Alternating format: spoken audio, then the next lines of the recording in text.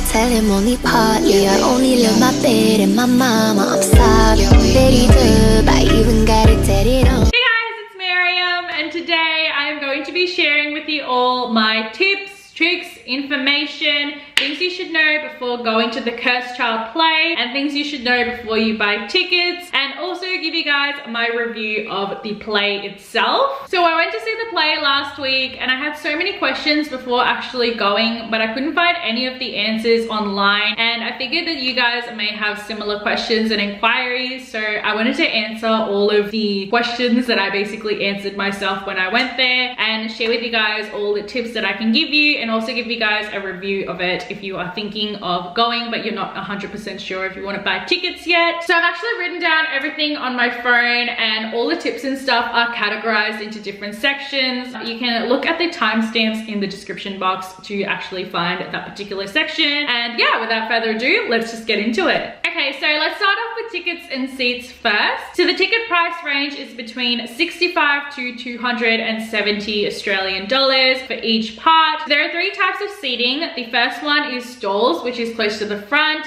dress circle, which is the middle section, and the last section is the grand circle. I actually got grand circle seats, which were towards the back, and I was in row M. We were at the back, but we still had a very good view of everything. So I personally think that you don't need to spend so much money to get a good experience and see everything clearly. The only downside I can say about the grand circle seats are that you don't really get to see clearly what's happening towards the front of the stage, just because you are further back. But I honestly think for $65 for each part, so $130 altogether for both part 1 and 2, the grand circle seats were amazing and the experience was still so magical. So there are different ways that you can see the play. You can see both part 1 and part 2 on the same day, or you can see part 1 on one day and part 2 on another day, or if you want, you can actually see only part 1 or only part 2. I would recommend, if you can, watch parts 1 and 2 on the same day. Sometimes you won't be able to, and sometimes you may just have to watch part 1 on one day and part 2 on another day, which is what I did. I actually watched part 1 on a Thursday night and part 2 on a Friday night. The experience was still amazing, but I think watching part 1 and part 2 on the same day is the best way to go. I would definitely not recommend you guys watching only part 1 or only part 2, because you won't understand the story, and it's honestly not worth it if you're only going to watch one and not the other. There are two ways that you can receive your tickets. You can either choose mobile delivery, where you scan your ticket through your phone, or you can pick up your ticket at the venue. For venue pickup, you can only pick up your ticket on the day of your performance, so you must take this into consideration when you are thinking about how early you should get there. I would actually recommend getting mobile tickets, because this is the easiest and fastest way to get into the venue, and you don't have to wait in a long queue just to pick up your ticket at the box office. So to access your mobile tickets, all you need to do is go on your phone onto Google Chrome or some kind of internet browser, and go onto the Ticketmaster website and log in, and just click on My Tickets, and the Harry Potter and the Cursed Child tickets should come up, and then you can just screenshot your barcode, because this is what gets scanned before you go in. So mobile tickets are actually accessible 72 hours prior to your performance date, but I actually got them way before then. I don't know if that was just me, but you will definitely get your mobile tickets earlier than the venue pickup. The running time for part 1 is 2 hours and 40 minutes with a 20-minute interval, and the running time for part 2 goes for 2 hours and 35 minutes with a 20-minute interval as well. Each performance starts exactly at the time that is printed on the ticket. So my performance was at 7:30 and they started at exactly 7:30. So you need to make sure that you are in your seats at least 5 to 10 minutes before the actual performance. So how early should you get there? So depending on what type of ticket you got, and if you want to buy merchandise and stuff,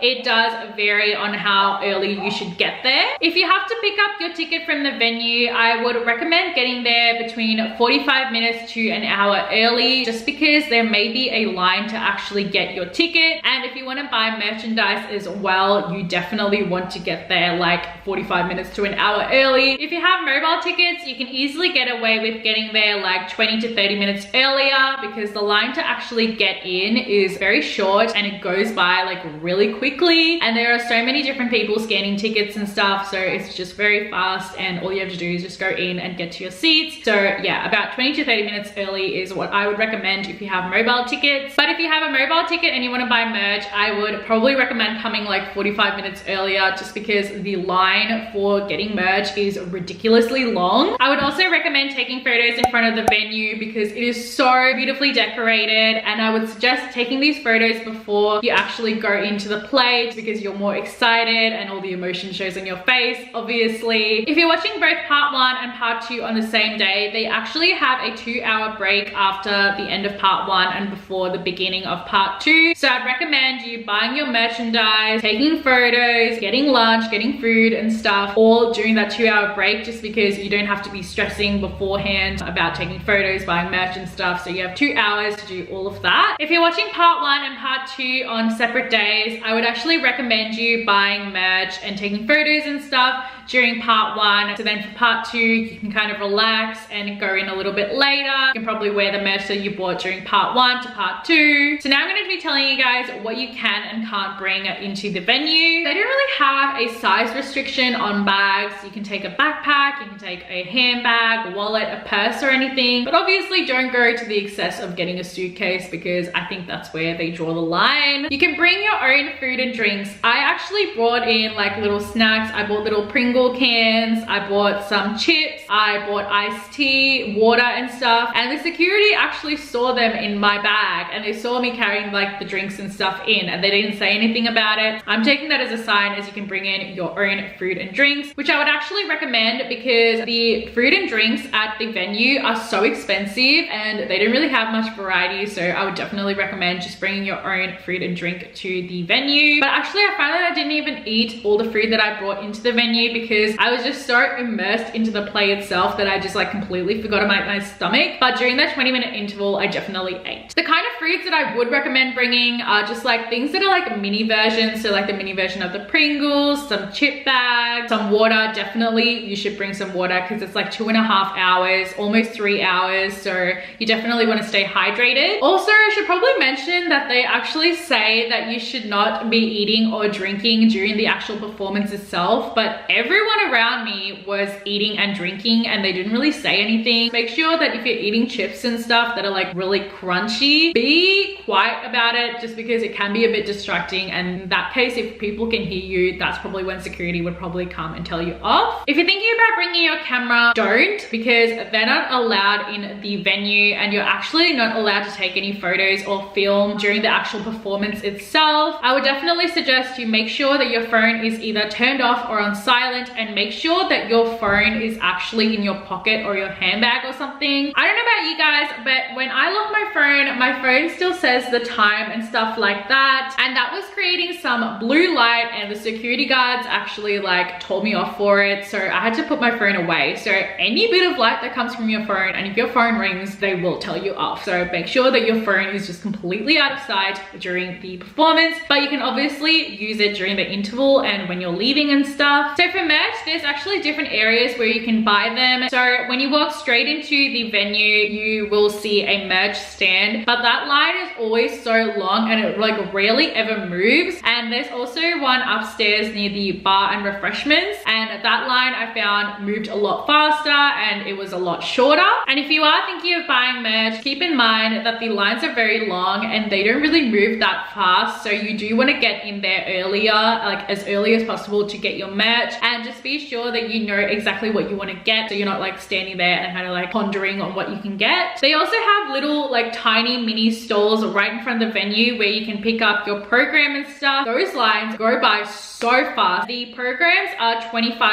I actually picked these up as my kind of merch because I did not want to stand in such a long line for merch. So I'll show you guys what my programs look like. This is what the first program looks like. It's got the same front cover as the book itself, and when you flick through, you just have a welcome message from J.K. Rowling, Jack Thorne and John Tiffany, and then you just have just different things that you can read through to prepare for the play. And you also get this big black one. These together were $25, which I think is a reasonable price for programs. And this one you can flip through. They've got pictures and stuff. It's just really nice to see and just have as memorabilia to say, hey, I went to the Harry Potter and the Cursed Child play. I actually picked up the programs after the first part and there was no line for that, and I would recommend getting the programs at the end because these actually don't sell out. Also, at the end of each performance they give out little badges. I don't have mine with me at the moment, but they're so cute and they're free, and it says hashtag keep the secrets. And also, if you are going to be posting any photos to do with the Cursed Child play, I would recommend using the hashtag keep the secrets because that is the hashtag that everyone uses when they go to the Cursed Child play. So if you want to meet the cast, the easiest way is to actually go towards the stage door at the end of the performance, and they exit within like 5 minutes after the performance, so you don't have to actually wait that long. So I didn't actually meet them, but I've seen a lot of other people meet them. They've always said that they are all really nice and they are more than happy to sign autographs, take photos, and have a little chat and stuff. So if you would like to meet them, definitely head towards the stage door after the end of your performance to get a chance to meet them. So overall, my review of the play was that it was absolutely incredible. The acting, honestly, I feel like a lot of people were saying, oh my god, it's not going to be as amazing because it's not going to be the original actors, but I think the actors that were in the Australian play just did such a good job portraying the characters that they were chosen for. I've heard mixed opinions on what people think of the storyline. I personally think it wasn't actually as bad as everyone made it out to be. I think it could have definitely been a lot better, but I honestly think that the storyline was pretty good, and part 2 just had such a good twist to it and I absolutely loved it. And I have actually read the book, and this is the first time I'm probably ever gonna say this, but I think that the play was actually better than the book itself. I know that is like, I would never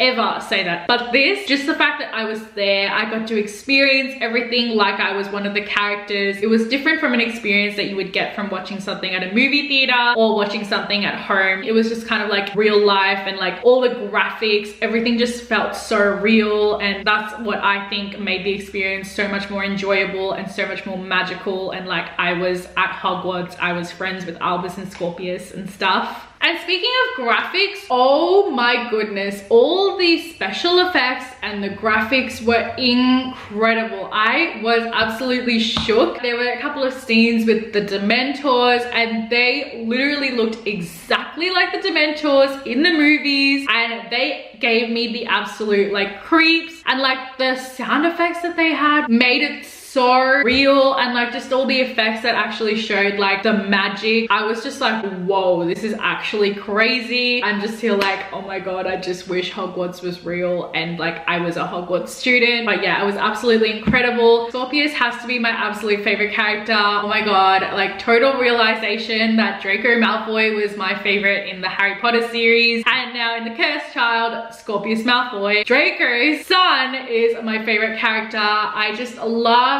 Scorpius because he's just such a goofball. He's such a little nerd. He's so different to how Draco was in Hogwarts when he was at school, and just like Scorpius is so different, and I just love that. So that was like my little tips, tricks, information, things you should know before going, things you should know before getting tickets for the Cursed Child play. If you haven't got tickets yet and you are thinking of going, I would definitely 100% recommend it. Trust me, it will 100% exceed your expectations because it was so incredible and magical, and you definitely do not want to miss it. Especially if you are a Harry Potter fan, you have to go. And if you aren't like a huge fan but you like Harry Potter, you definitely still have to go anyway because you will literally have the best time ever. Anyways, if you guys enjoyed watching this video, be sure to give this video a huge thumbs up. Also, be sure to subscribe to my channel down below as well. I post new videos every single week, and follow me on all my socials because I post a lot on there as well. And I will see you guys in my next video. Bye! She's got particular taste. Yeah. She's